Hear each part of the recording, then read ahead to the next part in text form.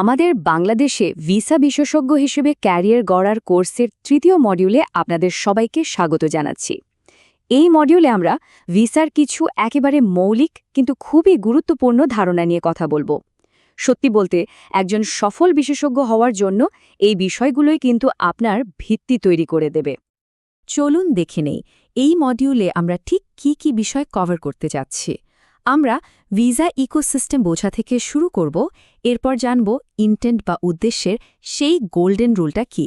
তারপর আমরা ভিসার বিভিন্ন ক্যাটাগরি দেখব, একটা বাস্তব কেস স্টাডি নিয়ে আলোচনা করব, আর সবশেষে একজন বিশেষজ্ঞ হিসেবে আপনার আসল ভূমিকা কি সেটাও ধাপে ধাপে জেনে নেব। তো আমাদের প্রথম আলোচনার বিষয় হল গ্লোবাল ভিসা ইকোসিস্টেম।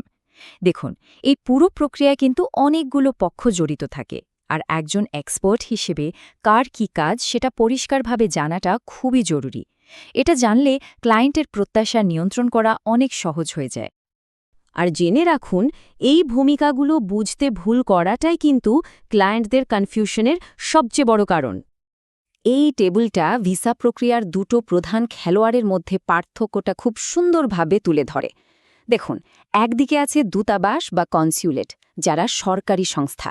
ভিসার ফাইনাল ডিসিশন মানে ভিসা হবে কি হবে না সেই সিদ্ধান্তটা তারাই নেয়। তাদের ভূমিকাটা অনেকটা বিচারকের মতো।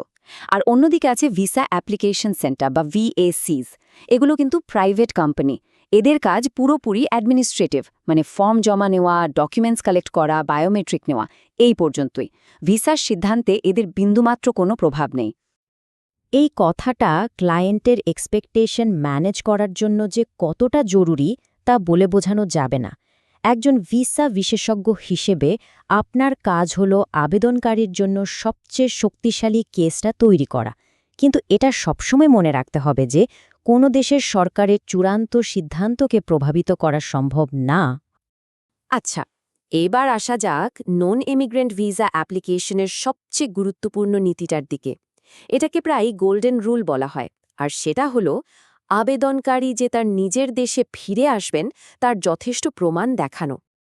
খাঁটি উদ্দেশ্য বা জেনুইন ইন্টেনশনস প্রমাণ করার মানে কিন্তু শুধু কিছু সঠিক কাগজপত্র জমা দেওয়া নয়। এর আসল ব্যাপারটা হলো ভিসা অফিসারকে এটা বোঝানো যে আবেদনকারীর ভ্রমণের কারণটা আসলেই বৈধ এবং তিনি ভিসার মেয়াদ শেষে নিজের দেশে ফিরে আসতে বাধ্য। এই উক্তিটা ভিসা প্রসেসের মূল চ্যালেঞ্জটা একেবারে চোখে আঙুল দিয়ে দেখিয়ে দেয়। আইনগতভাবে ভিসা অফিসাররা কিন্তু আগে থেকেই ধরে নেন যে আবেদনকারী ওই দেশে স্থায়ীভাবে থেকে যেতে চান। এই ধারণাটা যে ভুল সেটা প্রমাণ করার পুরো দায়িত্বটাই কিন্তু আবেদনকারীর। এখন প্রশ্ন হল, এই ফিরে আসার উদ্দেশ্য প্রমাণ করবেন কিভাবে? এর জন্য কিছু শক্তিশালী সম্পর্কের প্রমাণ দিতে হয়। যেমন ধরুন, পেশাগত সম্পর্ক, একটা ভালো চাকরি বা নিজের ব্যবসা; আর্থিক সম্পর্ক, মানে ব্যাংক ব্যালেন্স, নিজের নামে কোনো সম্পত্তি বা ইনভেস্টমেন্ট; আর অবশ্যই পারিবারিক সম্পর্ক, যেমন দেশে থাকা স্বামী বা স্ত্রী, সন্তান। এই সব কিছু মিলিয়ে একটা মূল্যবান ছবি তুলে ধরতে হয়। আমরা তো উদ্দেশ্য বা ইন্টেন্ট নিয়ে বুঝলাম। এবার চলুন দেখি বিভিন্ন ধরনের ভিসার ক্ষেত্রে এটা কিভাবে কাজ করে।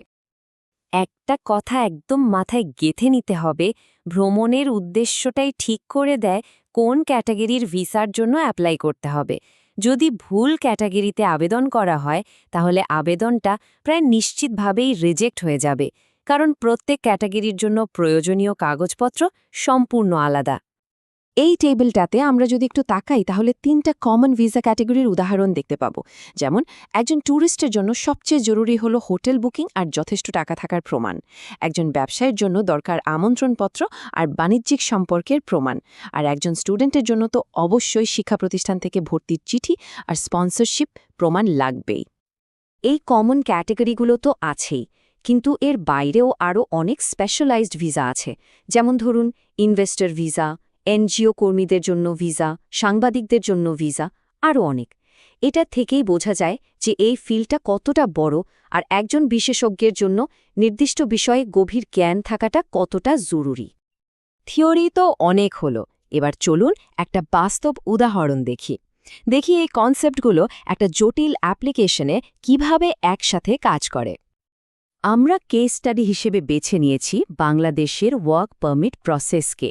এটা কিন্তু একটা মাল্টি স্টেজ প্রসেস, আর এর দায়িত্বে আছে মূলত বাংলাদেশ বিনিয়োগ উন্নয়ন কর্তৃপক্ষ বা বিডা।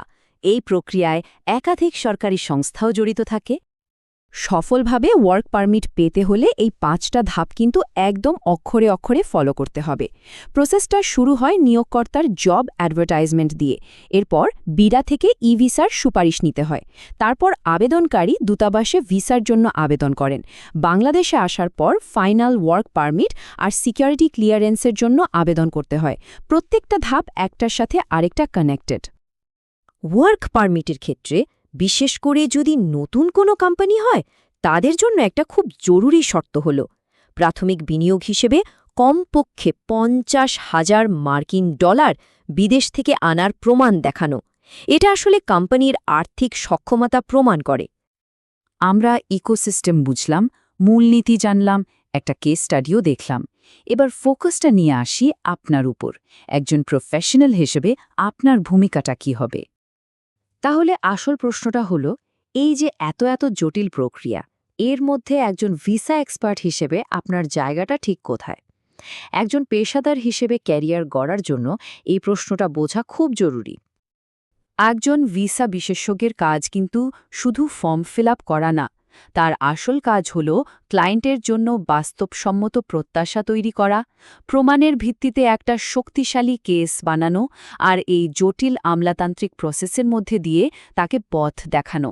এক কথায় বলতে গেলে আপনি শুধু একজন প্রসেসের নন, আপনি একজন স্ট্র্যাটেজিস্ট এবং একজন গাইড।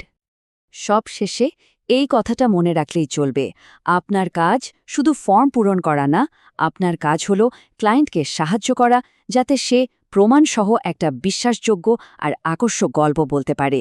এই মূল মন্ত্রটি মনে রেখে আমরা এই মডিউলটি এখানেই শেষ করছি। পরবর্তী মডিউলে আমরা আরও কিছু জটিল কেস স্টাডি নিয়ে আলোচনা করব।